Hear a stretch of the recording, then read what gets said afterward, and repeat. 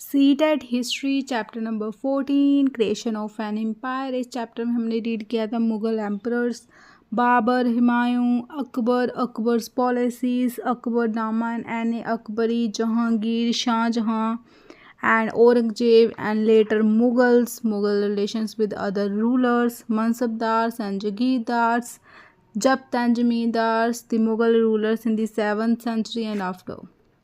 तो आज हम इस चैप्टर के करेंगे PYQ previous year question paper जो सीटेट में बने हैं। तो फर्स्ट है, who among the following Mughal rulers led to the idea of universal piece.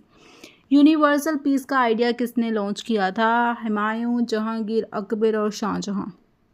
Very easy question, जहाँ भी आ जाए ना यूनिवर्सल पीस का आइडिया, वो उसका डायरेक्टली लिंक ही अकबर के साथ है।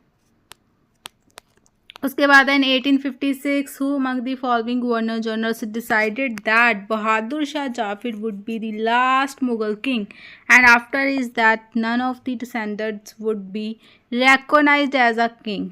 बहादुर शाह जाफिर, इसके बाद कोई भी नहीं होगा किंग, वो would be recognized as a king. किसने कहा? कौन से गवर्नर जनरल ने कहा था? 1856 में। कैनिंग, कॉर्नवाल्स, डलहौजी और लॉर्ड हेस्टिंग। डलहौजी ने जो थी वो वाली पॉलिसी दी थी, लैप्स वाली पॉलिसी। तो 1856, तो इसका राइट आंसर है Lord Canning. A is right answer. Which of the following statements among Anne Akbari is correct?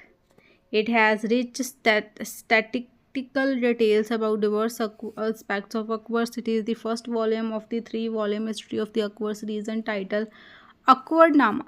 It deals with Akbar's ancestors and records and events of Akbar's region.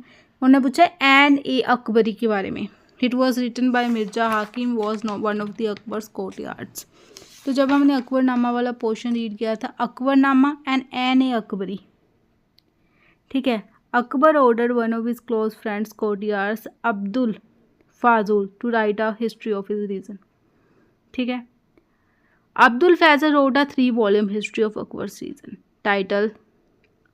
Title Akbarnama. The first volume dealt with Akbar's ancestors and the second volume recorded the events of Akbar's region. जो first volume है वो उसमें अकबर्स के ancestors की बात की है, second volume में अकबर के रीजन की बात की है। The third volume it means Akbar's ancestors record, ये नहीं है, तीसरा इसका राइट नहीं है, ये इसने फर्स्ट एंड सेकंड में बात की है। द थर्ड वॉल्यूम है Ain i Akbari. It deals with Akbar's administration, household, army, the revenues and geography of his empire. It also provides richer details about the traditions and culture of the people living in India. Mirza Hakim नहीं थे, वो थे Abdul Faizal. It was first volume of 3 regions history of it is the first volume of first volume भी नहीं था ये। तो which is the right answer? कौन सा राइट हो सकता है एन ए अकबरी के बारे में? First, it is a third volume. It was not a first volume, and it was written by Abdul Fazal, not a Mirza Haq. So it deals with Akbar's ancestors. No, जो first and second है वो deal करता है Akbar से ancestors के records of reason. So first is the right answer. It has a rich statistical details about diverse aspects of Akbar's. Next question है, 2 statement दी गई है, Akbar, Jahangir and Shahjahan followed the idea of sukh hai kuch universal peace as principles of governance. ये तीनों follow करते थे idea. क्या ये तीनों फॉलो करते थे? जस्ट अकबर फॉलो करता था।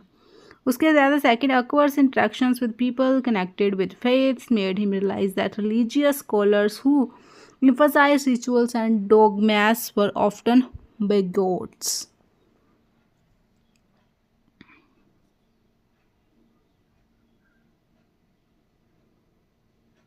तो फर्स्ट स्टेटमेंट तो रॉन्ग है, A is wrong, B is true.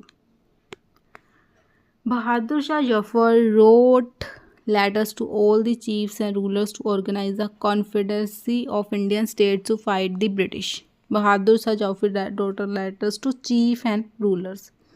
Second है Bahadur Shah जाफिर's decision to bless the rebellion of 1859 changed the entire situation dramatically.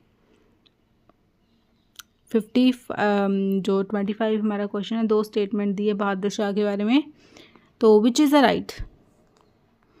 Bahadur Shah जब 1855 का रिवोल्ट जिसको फर्स्ट वार ऑफ इंडिपेंडेंस भी कहा जाता है, उसमें लेटर पार्ट उनको भी कहा गया था कि हाँ कि अगर हम ब्रिटिश के अगेंस्ट हम जो है अगर रिबेल कर भी रहे हैं तो उसके बाद कौन एक अच्छा होगा उसको रूल करने के लिए इंडिया को। तो उन्होंने कहा था कि मुग़ल रूल कर रहे थे पहले भी, तो बहादुर शाह को रूल करने के लिए उन्होंने कहा था।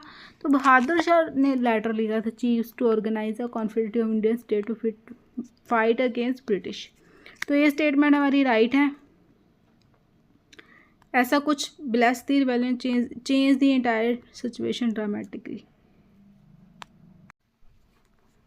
सो जब उन्होंने बहादुर शाह जाफिर को डिसीज़न ये ले लिया था, उनका साथ देने का, रिबेलेंस का साथ देने का उन्होंने डिसीज़न ले लिया था 1857 में। इस सिचुएशन ने एंटायर सिचुएशन को चेंज कर दिया था। तो दोनों स्टेटमेंट जो है ट्रू है। सेकंड हो गया, नहीं सेकंड नहीं हुआ, हाँ second, A and B are true but B is not the correct explanation of A.